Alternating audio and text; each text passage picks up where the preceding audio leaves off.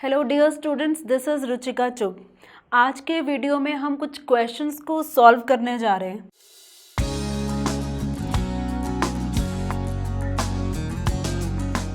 और ये क्वेश्चंस कौन से हैं? Problem based on similarity criteria. ये वही सिमिलैरिटी क्राइटेरिया जो हमने अपने पिछले कुछ वीडियो में स्टडी किए हैं। यहाँ पर हम बात कर रहे हैं सिमिलर ट्रायंगल्स की बात में, और उन दोनों ट्रायंगल को सिमिलर करने के लिए हमने कौन कौन से क्राइटेरिया अभी तक स्टडी किए हैं। हमने सबसे पहला क्राइटेरियन प्रूव किया था ट्रिपल ए, जो डबल ए के फॉर्म में भी यूज़ हो सकता है। सेकेंड क्राइटेरियन हमने स्टडी किया था ट्रिपल एस, और थर्ड क्राइटेरियन जो हमने अभी तक स्टडी किया है वो है एस ए एस। अब ये हमारे पास कुछ क्राइटेरियन आ चुके हैं जो हम अप्लाई कर सकते हैं दो ट्रायंगल को सिमिलर प्रूव करने के लिए, और कुछ क्वेश्चन को सॉल्व करते हैं on the basis of those criteria. तो स्टार्ट करते हैं। हमारा सबसे पहले क्वेश्चन जो आपके सामने है वो क्वेश्चन है, in figure you can see figure is given O A into O B equal to O C into O D. ये रिलेशन हमें गिवन है इस फिगर के अकॉर्डिंगली, और हमें क्या करना है, प्रूव करना है एंगल ए सी के इक्वल होना चाहिए और एंगल बी डी के इक्वल होना चाहिए। तो जब भी हमारे पास क्वेश्चन आते हैं प्रूव करने के लिए, हम उसको एक प्रॉपर फॉर्मेट के साथ लेते हैं। वो प्रॉपर फॉर्मेट क्या है कि उसकी फिगर अगर दी है तो ठीक है, अगर नहीं दी है तो सबसे पहले हम फिगर बनाएंगे और उसके accordingly given and to prove लिखेंगे, और बाद में हम उसका प्रूफ देंगे। तो फिगर तो हमारे पास पहले से ही है, बात यहाँ करते हैं गिवन की। तो गिवन क्या है, यहाँ पे गिवन की बात करें तो फिगर में हमें एक रिलेशन गिवन है। रिलेशन है O A into O B equals to O C into O D. ये रिलेशन हमें गिवन है। प्रूव क्या करना है वो हम लिखेंगे टू प्रूव की हेडिंग के अंडर। टू प्रूफ देखा जाए तो वो भी क्लियरली शो हो रहा है। हमें प्रूव करना है angle A should be equal to angle C, और साथ के साथ angle B should be equal to angle D. क्योंकि ये क्वेश्चन हमारा सिमिलैरिटी के ऊपर बेस्ड है, तो कोई भी क्राइटेरियन यहाँ पर हम अप्लाई करने की कोशिश करेंगे, और क्राइटेरियन अप्लाई करने से पहले दो ट्रायंगल पे फोकस करेंगे। उनकी जो भी इक्वालिटी गिवन में है उसको लेते हुए जो हमें प्रूव करना है उसकी तरफ बढ़ते जाएंगे, और जो क्राइटेरिया हमें लगता है कि अप्लाई हो सकता है वो क्राइटेरियन हम अप्लाई करते रहेंगे। तो स्टार्ट करते हैं हम प्रूफ। सो प्रूफ में मैं सबसे पहले क्या कर रही हूँ, गिवन से स्टार्ट हो रही हूँ। गिवन हमें क्या है, गिवन है O A into O B equal to O C into O D. अभी तक हमने जितने भी थ्योरम पढ़ी हैं उनमें हमें या तो एंगल की इक्वालिटी के साथ रिलेट किया गया है या फिर साइड्स के सेम रेशो के साथ रिलेट किया गया है। रेशो की बात करें तो एक साइड ऊपर होगी न्यूमरेटर, एक साइड नीचे होगी डिनोमिनेटर, बट ऐसा हमें यहाँ कुछ नहीं मिल रहा। इस रिलेशन को हम थोड़ा सा चेंज करेंगे ताकि ये रेशो की फॉर्म में, फ्रैक्शंस की फॉर्म में बने। तो हम क्या करेंगे, इन दोनों element O A and O B में से एक एलिमेंट उधर ले जाएंगे, क्योंकि जब ये उधर जाएगा एक एलिमेंट तो वहाँ जाके डिवाइड हो जाएगा, तो एक फ्रैक्शन क्रिएट करेगा। सिमिलरली वहाँ से एक उठा के हम यहाँ ले जाएंगे जो फ्रैक्शन क्रिएट करेगा। एक बार फ्रैक्शन क्रिएट हो जाता है तो कम से कम साइड के रेशो को आगे ले जा सकते हैं। तो अब देखते हैं करना क्या है। यहाँ पर O A into O B है। अगर फिगर में हम देखें ओ ए एंड ओ बी, अगर हम ट्रायंगल की रेशो की बात करते हैं तो हमारा रेशो ऐसा होता है कि वो कॉरस्पॉन्डिंग होता है। न्यूमरेटर एक ट्रायंगल का होता है, डिनोमिनेटर दूसरे ट्रायंगल का होता है। यहाँ पर O A triangle A O D का पार्ट है और O B triangle B O C का पार्ट है, लेकिन ये दोनों मल्टीप्लिकेशन में है, तो किसी एक को हम उधर लेकर जाएंगे। तो सपोज अगर मैं बी को इस second side R H S में ले जाती हूँ तो यहाँ पर क्या रह जाएगा, यहाँ रह जाएगा ओ ए। ठीक है, अब अगर ओ बी वहां जाएगा तो किसी को तो यहाँ पर आना पड़ेगा, तो यहाँ पर मैं किसको लेकर आऊं, अगर मैं ओ सी को लेकर आती हूँ तो वो होगा ओ ए अपॉन ओ सी, ओ ए अपॉन ओ सी, और हमें यही चाहिए। हम जब भी ट्रायंगल के साथ डील करेंगे, उनकी साइड्स के साथ डील करेंगे, तो न्यूमरेटर एंड डिनोमिनेटर दोनों अलग अलग ट्रायंगल का होना चाहिए। अगर आप ओ डी को लाने की कोशिश करोगे तो वो ओ ए अपॉन ओ डी हो जाएगा, जो सेम ट्रायंगल का पार्ट हो जाएगा। हमें क्या करना है, दो डिफरेंट ट्रायंगल का पार्ट लेना है, तो हम ओ डी को ना लाते हुए ओ सी को लेकर आएंगे। मैं यहाँ पर क्या करूँगी, ओ सी को लेकर आऊँगी। तो जब ओ सी लेफ्ट हैंड साइड आएगा तो ये क्या बन जाएगा, ये नीचे जाएगा और ये फ्रैक्शन क्रिएट कर देगा। इक्वल टू तो हमारा है ये, OD को हमने टच नहीं किया, OD वहीं रहेगा और यहाँ से OB जब वहाँ जाएगा तो वो नीचे जाके डिवाइड हो जाएगा। तो हमें क्या मिला, OA upon OC equal to OD upon OB। अगर फिगर में देखें, OA हमारी लेफ्ट वाली ट्रायंगल का पार्ट है, OC हमारी राइट वाली ट्रायंगल का पार्ट है। राइट हैंड साइड की बात करें तो OD लेफ्ट वाली ट्रायंगल का पार्ट है, OB राइट वाली ट्रायंगल का पार्ट है। तो दोनों ट्रायंगल की हमारी कॉरस्पॉन्डिंग साइड्स क्या हो चुकी हैं, सेम रेशो में आ चुकी हैं। लेकिन दो साइड से नहीं बनेगा, अगर हमें कोई क्राइटेरियन अप्लाई करना है या तो वो तीनों एंगल का हो या तीनों साइड का हो। अब दो साइड से काम नहीं चलेगा, लेकिन दो साइड से हम काम चला सकते हैं अगर दोनों के बीच का एक एंगल की इक्वालिटी हमें मिल जाए। तो यहाँ कौन सी साइड्स है, OA, OC, OD, OB। तो अगर मैं यहाँ देखूँ, OA हमें दिया हुआ है और इसी रेशो में OD की भी बात हो रही है। OA एंड OD का इंक्लूडेड एंगल AOD। यहाँ हम बात करें OB की भी बात हो रही है और OC की भी बात हो रही है। OC OB है तो उनका इंक्लूडेड एंगल क्या है, BOC।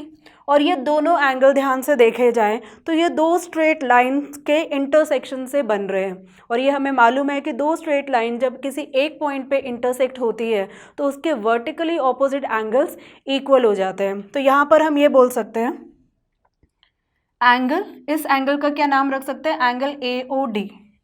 Angle AOD equal to, इस एंगल का नाम रख सकते हैं BOC।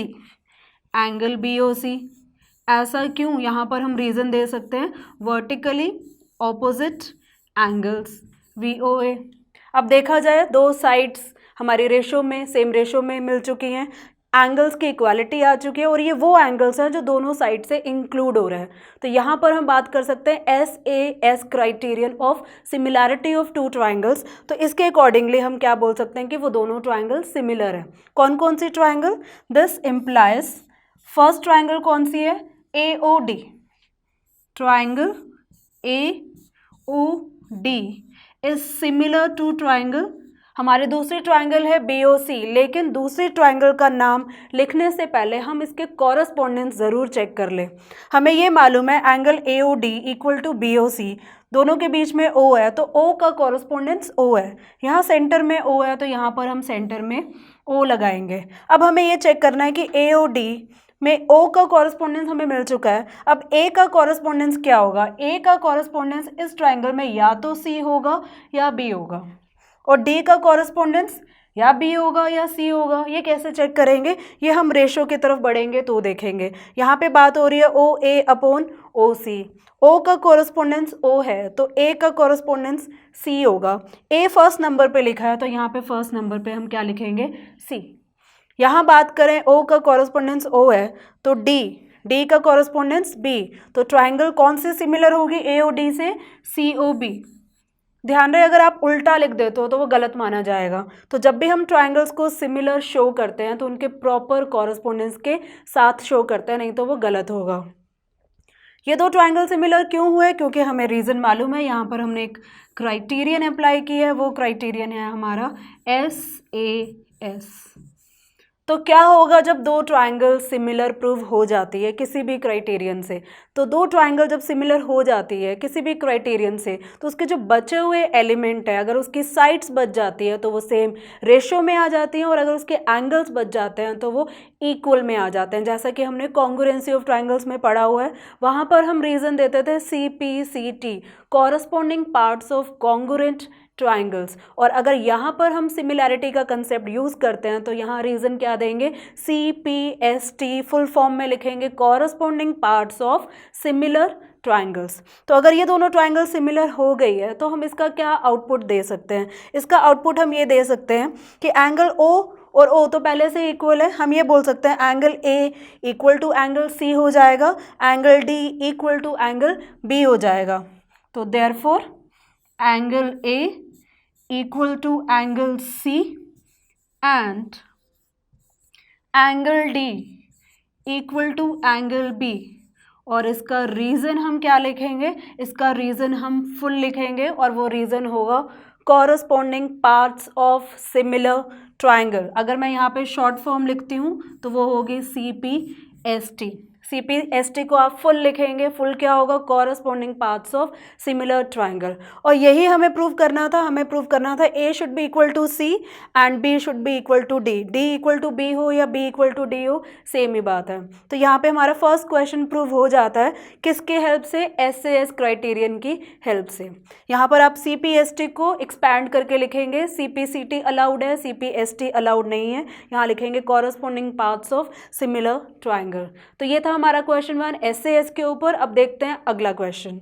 अगले क्वेश्चन में हम यहाँ बात कर रहे हैं, स्टेटमेंट देखते हैं। A girl of height 90 centimetre is walking away from the base of a lamp post at a speed of 1.2 meter per second. If the lamp is 3.6 meter above the ground, find the length of a shadow after 4 seconds. ये एक real life question लग रहा है यहाँ पे, जहाँ पे अगर फिगर की बात करें, एक गर्ल है और उस गर्ल की हाइट कितनी दी है, 90 सेंटीमीटर। तो यहाँ पे ये जो गर्ल है, इसकी हाइट की अगर हम बात करें तो ये कितनी है, 90 सेंटीमीटर। तो ये 90 सेंटीमीटर क्या हुआ, इस पूरे फिगर को हमने एक ट्रायंगल के फॉर्म में दिखाया, क्योंकि हम बात करते हैं सिमिलर ट्रायंगल्स की यहाँ पर। तो पूरी ट्रायंगल में जो लैम्प का जो टॉप पॉइंट है उसको A से शो किया, उसका बेस B से शो किया, गर्ल की जो हाइट है वो CD लाइन के साथ शो की है, क्योंकि गर्ल जो है वो लैम्प पोस्ट से इस साइड मूव कर रही है, तो लैम्प क्या करेगा, उस साइड शेडो डालेगा, तो शेडो फर्दर जाएगी गर्ल के आगे। सपोज शेडो हमारी E पॉइंट पे मीट कर रही है, तो इसके अकॉर्डिंगली ट्राइंगल अगर हम देखें तो CD क्या है, हाइट ऑफ गर्ल है जो कि है 90 centimetre, is walking away from the base, base क्या है B, इस लैम्प पोस्ट का बेस है B, at a speed of 1.2 metre per second. ध्यान रहे ये जो हमारा डिस्टेंस है ये 1.2 नहीं है, क्योंकि 1.2 स्पीड है और 1.2 स्पीड के हिसाब से हम यहाँ पे डिस्टेंस कैलकुलेट करेंगे। आपको मालूम होगा डिस्टेंस का फॉर्मूला होता है स्पीड इनटू टाइम। तो स्पीड होने से डिस्टेंस नहीं निकलता, हमें टाइम भी चाहिए, और क्वेश्चन के एंड में कहीं ना कहीं इन्होंने टाइम को मेंशन किया 4 सेकंड्स।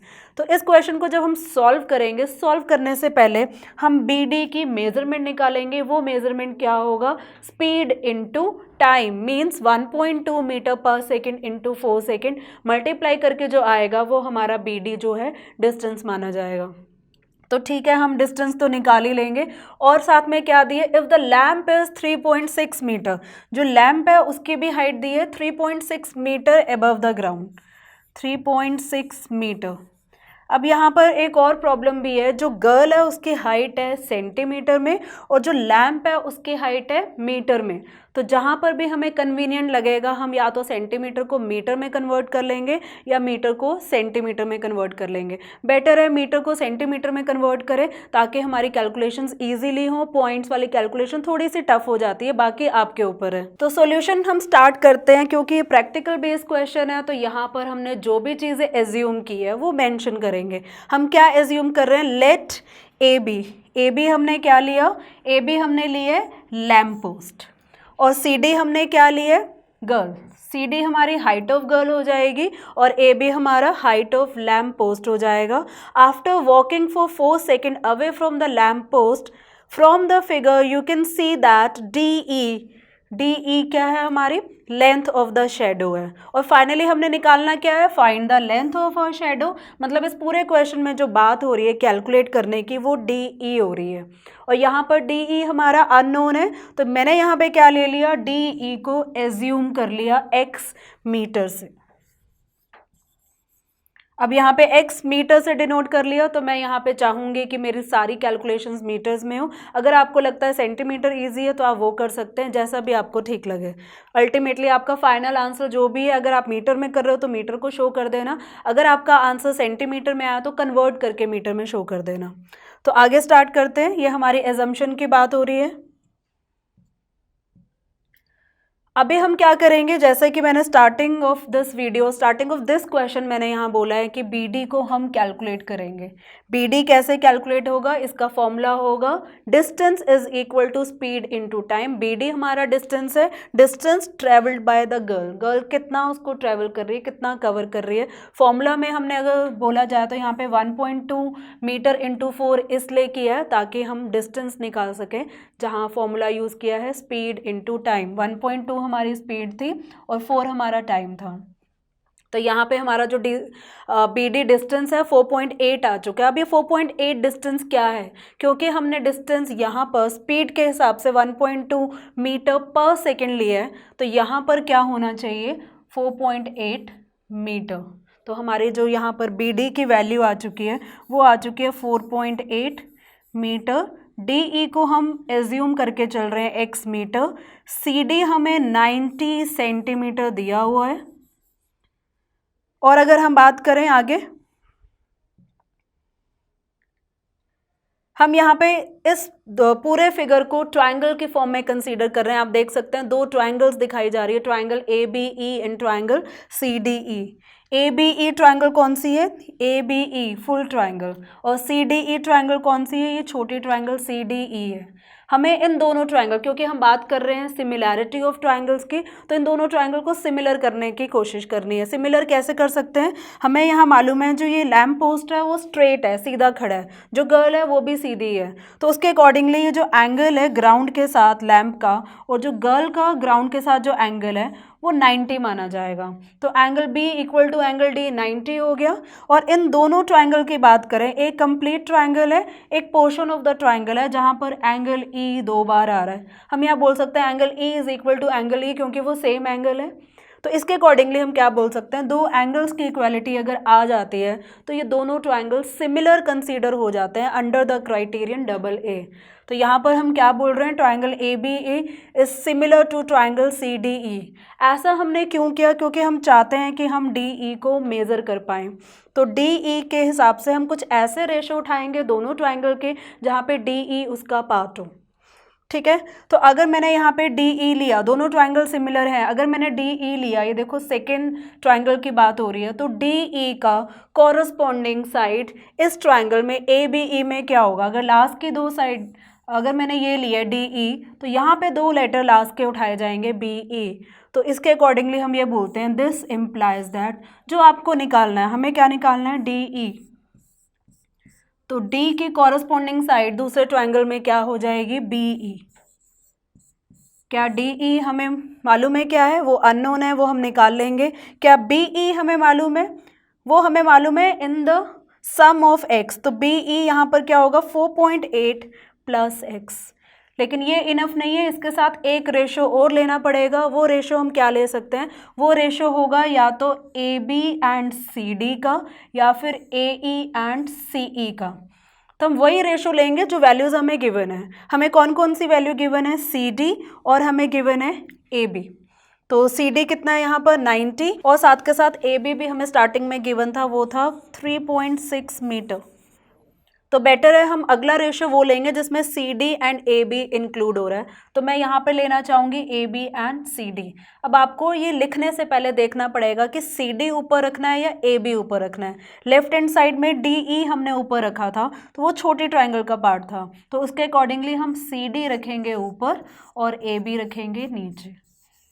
समझ तो आ रहा होगा आपको। यहाँ पे DE ऊपर इसलिए लगा क्योंकि हमें ये निकालना है। तो DE के अपोन हमने BE उसकी कॉरस्पॉन्डिंग साइड ली दूसरे ट्रायंगल की। दूसरा रेशो हमने वो लिया जो वैल्यूज़ हमें गिवन थी।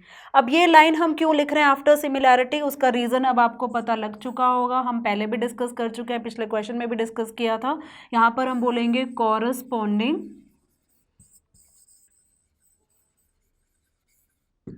पार्ट्स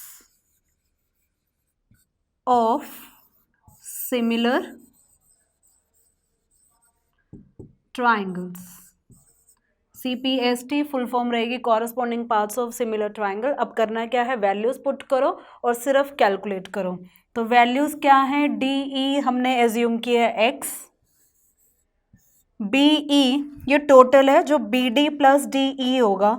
BD 4.8 है, DE x है, तो उसके अकॉर्डिंगली ये बनेगा 4.8 plus x is equal to CD की बात करें 90 सेंटीमीटर, सब कुछ मीटर है तो उसको कन्वर्ट कर देते हैं मीटर में। सो 90/100 कितना होगा, अगर हम 90/100 करेंगे तो ये कितना होगा, 0 एंड 0 कैंसिल, 9/10 हमें दे देगा 0.9।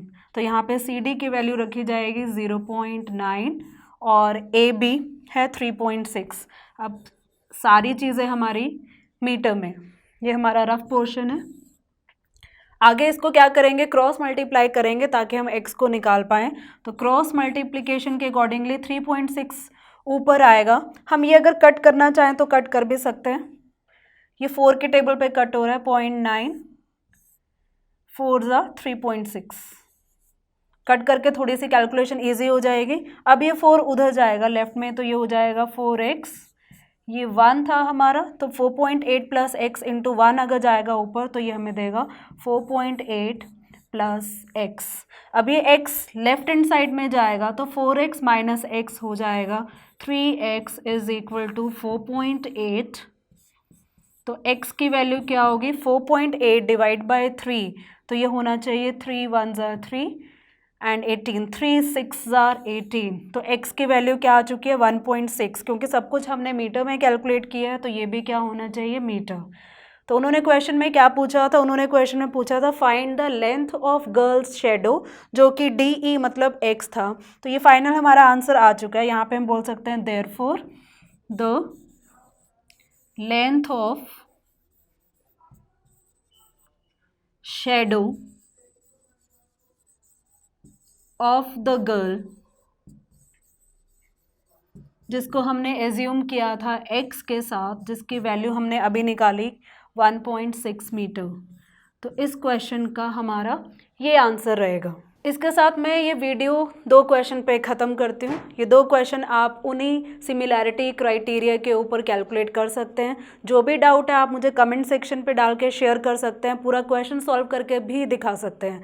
तो ये था हमारे क्राइटेरिया के ऊपर बेस्ड कुछ क्वेश्चंस। आगे हमारे इस चैप्टर के ऊपर कुछ और थ्योरम्स भी है, तो उसके लिए हम अगले वीडियो का वेट करते हैं। तब तक keep calculating these questions and share with your answers.